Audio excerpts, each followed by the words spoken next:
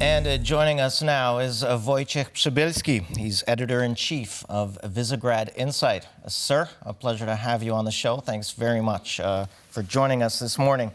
Now, I wanted to go back to what happened over the weekend.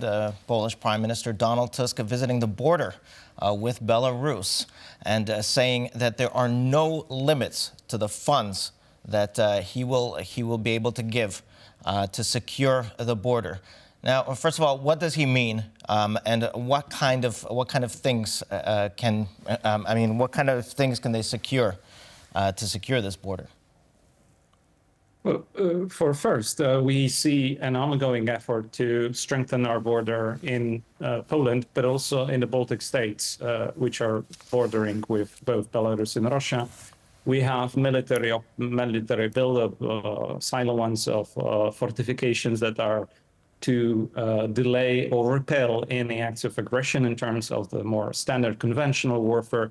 But there is a buildup also of surveillance of the electronic equipment that is needed for the border security in the light of the state-sponsored smuggling of migrants, of those people who are essentially going across the border on purpose, sent through the illegal crossings by the Belarus border security or police.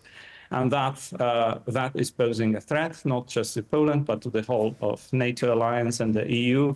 I presume that Prime Minister Tusk has pitched this again as a way of persuasion of the other member states and the EU institutions to fund additionally the priority of protecting the borders. Right, and it seems that especially in this crucial moment, time is of the essence.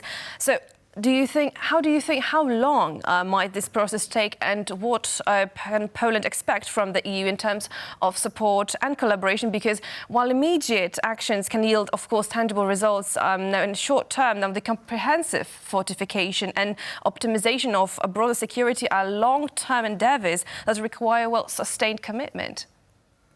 Well, exactly, but this is about commitment. This is about being serious. This is about providing credible deterrence against potential aggressors.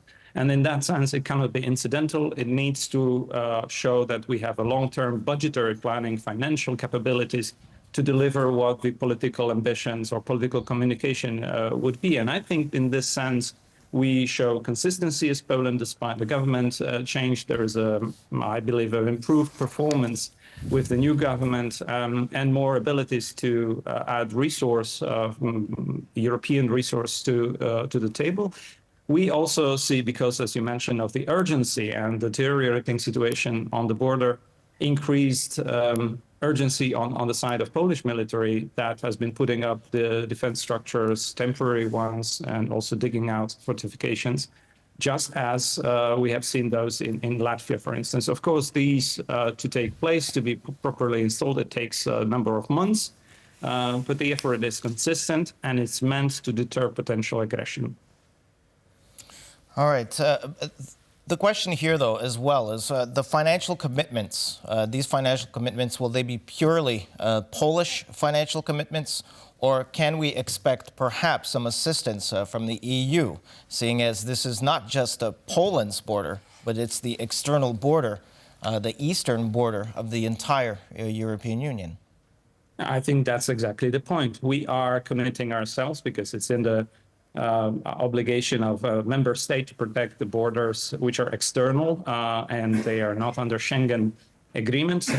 But we are doing it exactly to protect all of the Schengen zone, and we require European partners to take part in the effort because we're essentially contributing fundamentally to everyone's security.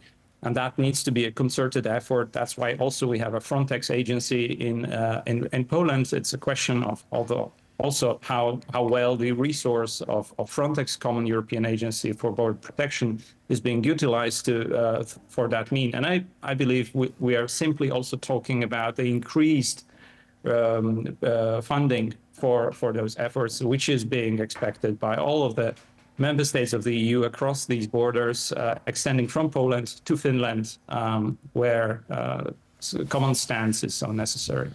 It is surely expected, and I feel like one thing is certain, that the strengthening of the EU's eastern border is a multifaceted challenge that demands absolutely now the strategic foresight and coordinated action. Thank you so much, Wojciech Przybylski, for joining us and sharing your insights.